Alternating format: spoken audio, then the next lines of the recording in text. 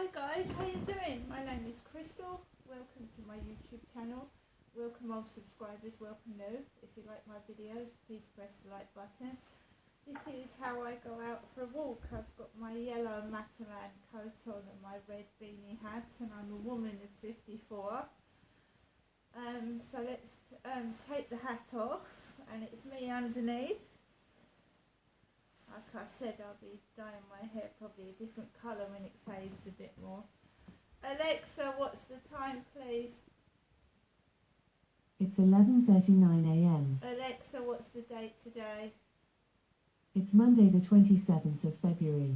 Right, guys. Alexa, what's the temperature? At the moment, it's 6 degrees Celsius. Today, you can expect a high of 7 degrees. Right, guys, so I'm not feeling hot, which means I'm not feeling on tip-top form. I'm feeling below par, whatever you like to call it. You can see I've been outside because my hands are red and so is my face. It is chilly. It's 6 degrees, but there's still a chill and a nip in the air. So I went out after my mother's phone call to me this morning, and my mum Jennifer was calling from Durwell Gardens, which is in Chatham. I live in Corey's Road, Rochester, which is a totally different place completely. I'm here on my own. I've got a small chihuahua that I walk on a daily basis. I'm glad because it makes me get out. I'm not very well. I'm feeling a bit like I've got an infection. You know, when you feel all like a flu bug or something. My throat feels raspy. I feel hot all over, especially when I come back indoors from outside. And my head feels heavy, and like I've got like heavy cheeks, and I just feel like I've got some kind of infection. I've had it since that helicopter flew overhead those few days ago. I felt really bad and awful. And my teeth hurt as well, because when you've got sinusitis, it presses down on your teeth, so all your teeth hurt. So I managed to take Max out for a walk later than normal because I'm obviously taking it easy. I'm not going to run around when I don't feel well, and Max is a small dog. He doesn't need an extensive walk. So I walked round Common Creek Wharf, taking it slowly, and it was fairly quiet, cold, nippy, quiet, breathing in the air, trying to get some fresh air, looking at the riverside, looking at the nature. There was mothers with kids about, walking with their long coats on and their hats and enjoying the riverside. Walked on towards the co-op, and of course I didn't see any builders on the roof today. I didn't hear any hammering or drilling or builders on the roof. But there was 3 of them near the entrance to the door to the builders area. And they looked at me. One of them made, shall we go in then, mate? And they went in. Shall we go in, mate? And they went inside the building area. I walked onto the grass. There was an old man behind me, like walking a dog, like a border collie, like my dad, Derek, bought for my mum, called Shep, several years ago. So there was an old guy with grey hair walking a border collie behind my back, but I moved quite quickly, and I just went around the field, walking slowly. This bloke was like he wasn't right behind me, but he was quite a distance behind me, but I could see him behind me. Grey-haired guy with a border collie dog that looked like Shep. A dog that me, my mum and dad had when I was a little girl, about 7, 8, 9. We had a dog called Shep, a black and white border collie with a brown bit on his nose. Got off the field, there was this dark Asian man walking around with a mobile phone, laughing. So there was a small Asian guy of about 5'5", really dark skin, and his teeth were glowing. And he had this phone and he was laughing, walking up and down, laughing, going into the builders area. I've had a lot of Facebook requests from strange people, and one of them was from a Singapore man. So I walked past that, and then I was walking past the benches. There was a ginger-haired lad. He looked a bit like Ed Sheeran. So there was this ginger-haired guy, but he was a young lad, sat on a bench with dark glasses, ginger hair, and stuff in his face. Stuff in it, literally stuff in his face full of food. I went to the Co-op yesterday. I went to the Co-op before yesterday. I've got 3 hot cross buns. I've got some trifle left, and I've got Twixes, and I've got food.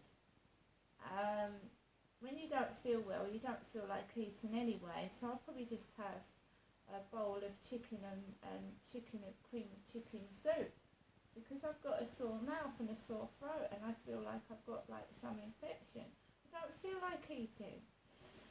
So I walked past that, and then I walked past the back of the flats, and there was a Chinese lady with a young girl.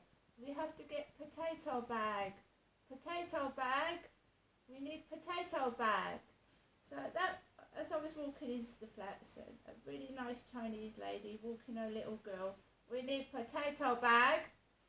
And then I came into the flats and it was completely quiet, and I walked up the stairs because the lift is still broken. It's still fucked. There's no sign of Jackson's lifts at all. It's brand new Monday morning. I haven't seen the cleaners either. I'm sure they're about somewhere. I haven't seen the cleaners. It's ridiculous, isn't it? It's just ridiculous. It's a brand new Monday morning and the lifts still are broken, and there's no sign of Jackson's lifts or Hyde housing workers. Just going through my diary. Right, so we're going to go to Thursday, 16th of January 2020. This is the few months before I moved into these flats at Corey's Road. 3:08 p.m, Thursday, 16th of January 2020. Okay, so I've just got back from Chatham Library and Sainsbury's. No bank today. Unremarkable, really. Idiots being cruel. The usual. Ignoring me like the plague and being rude and aggressive. Men mainly. So walked into town later after 12 p.m. after a parcel force van with the OG number plate, because Derek called himself Derek Grog. So we have a parcel force van with OG number plate, OG, delivered parcels to somebody at Lansdowne Court Flats. He had a black beanie hat on, floppy, crossed by the Esso garage and went into Sainsbury's, grabbed a basket and walked normally around the store. Men started shoving past me and running almost away from me like I was some sort of criminal. Got 2 bananas, an Onken big yogurt pot, bacon, bread and a tin of cat food. Birthday balloons, milk and water, left there, 2 orange Sainsbury's bags and walked to Chatham Library. Sat at computer number 12 and I was immediately disturbed by a spectacled man who violently opened a can of drink and started scrunching loudly on food. So I moved away from him. I've got apple Danish cakes in Sainsbury's as well, so people eating food in front of me doesn't bother me, because I've started eating my Danish cake in front of them. So I'm not hungry, just having a caramel coffee now as well. So I must have been pissed off because I don't usually move. American woman came in with obviously an American accent and sat next to him after I went. Moved to computer number 7. Mobile phones started ringing loud music through earphones. So how loud was that they have been listening to music if you could hear it through the earphones they were listening through? Barry and Perry, and we always remember Perry because Peregrine Wheeler was a policeman friend of my father Derek. So all this was relevant to Derek, the OG, because he called himself Derek Grog on Facebook. And he knew a guy called Peregrine Wheeler, who they called Perry, who was a police officer, worked for the police. 2 female library staff today.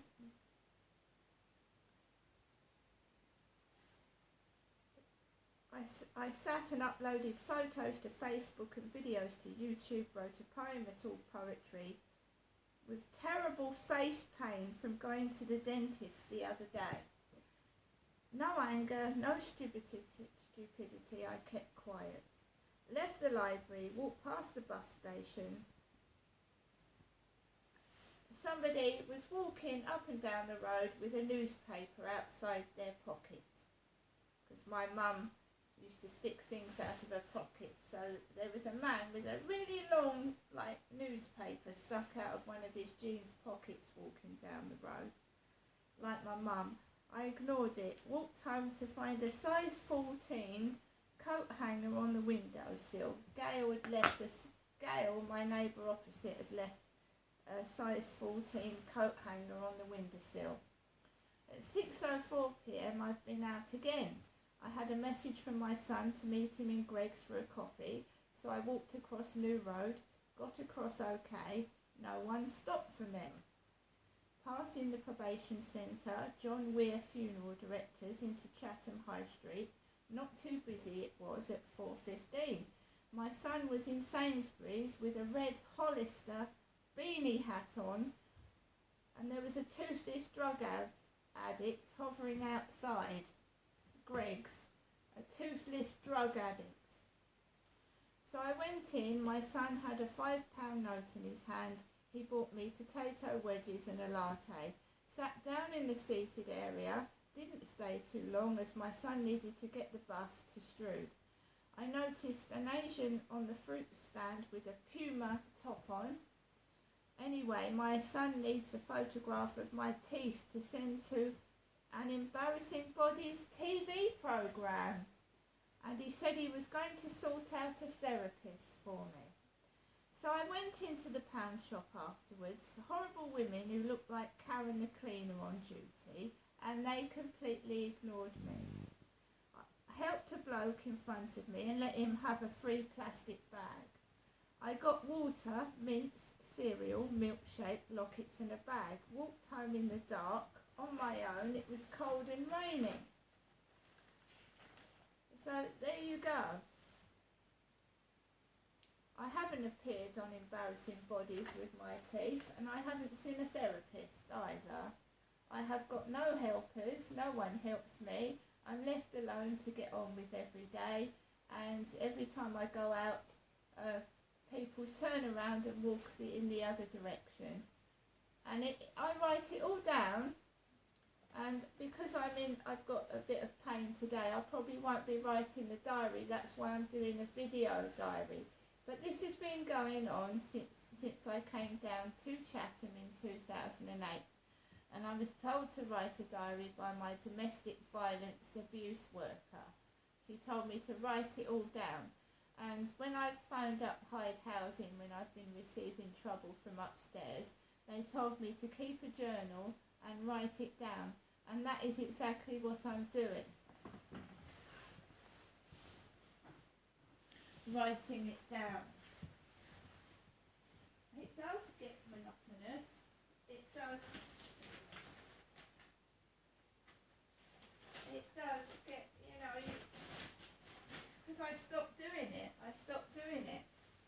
And then people get away with murder. They actually get away with proverbial murder. If you don't keep a note of it and go back to it and see what's been going on, they get away with it. So today, obviously, you've heard my mum, Jennifer, speak to me. The same shit has been going on as when I first moved down, and I was living in Victoria Road, Chatham, with my mum and dad, obviously. My mum would sit on the wall, and I've said this many times before, people would come down the road, say hello to my mum, completely ignore me. And there was an old man that had a stick of Brussels sprouts in his jean pocket, and it was a stick with Brussels sprouts on either side in his jeans pocket, right? I have been victimised for opening my mouth and trying to save my kids and myself from abuse. And I've been punished and I've been isolated, sent to Coventry and treated like shit, like I don't exist. And it's still going on at the age of 54. I came down to Chatham when I was 40.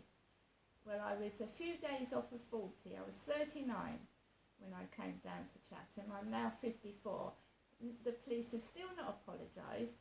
They've not. Nobody's answers my questions. If I was guilty of anything, I surely would have been punished, and I haven't because I haven't done anything. There was no evidence against me because I didn't do anything. I was taken away from my children, forced into what I believe was free sex slavery for at least 12 years, being abused and mistreated by men.